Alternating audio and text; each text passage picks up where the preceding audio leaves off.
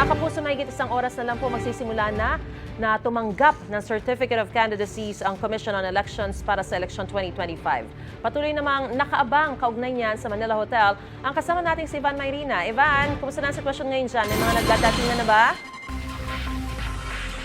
Magandang umaga, Maris. Sa kasalukuyan, ito nakikita natin ang nagkakaroon ng inspeksyon ang K9 units ng pulisya dito sa venue. Ito yung tinatawag na Tent City. Dito po magaganap ang paghahain ng Certificate of Candidacy ng mga nais kumandidato sa 2025 national and local elections. Nakikita ninyo, ayan, kanina pa nagsimula yan, mga 30 minutes ago, at sinusuyod ng husto ng mga K9 units itong buong venue, at gayon din sa labas, hindi po basta-basta makapasok, limitado lamang ang mga ipinamimigay na ID, ang mga nakakapasok at may access dito sa venue bilang bahagi po yan ng paghihigpit ng seguridad para nga sa filing ng COC. At mula dito sa ating kinatatayuan, Maris, naririnig natin may mga banda na rin sa labas. Alam naman natin itong mga ganitong filing ng COC ay talagang napaka-festive ng atmosphere. Siyempre, ang mga kandidato, kani-kanyang gimmick para makakuha ng atensyon para nga sa kanila ang paghahain ng COC. Alas 8 pa po ng umaga magsisimula itong filing, pero siyempre maaga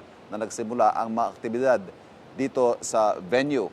At inaasahan nga po na marami-rami itong maghahain ng COC dahil sa buong bansa, mahigit 18,000 posisyon po ang paglalabanan para sa 2025 national and local elections. Patuloy po nating babantayan ang mga mangyayari ngayong unang araw nga ng paghahain ng COC, at mamaya po makakausap natin si COMELEC Chairman George Garcia kaugnay ng mga paghahanda ng COMELEC at mga last-minute reminders para sa filing ng COC.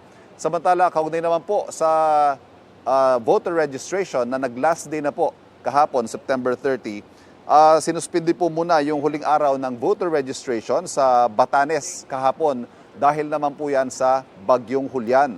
Batay po sa ulat ng GMA News Online, sinabi ni COMELEC Chairman George Garcia na hindi muna itinuloy ang pagpaparehistro sa probinsya kahapon para na rin sa kaligtasan ng mga residente at kanilang mga tauhan. Pinayagan kahapon ng COMELEC na ipagpaliban muna ng kanilang mga lokal na opisina ang huling araw ng voter registration sa Northern Luzon na apektado ng Bagyong Julian. Wala pang impormasyon kung kailan nila ito itutuloy at kung hanggang kailan.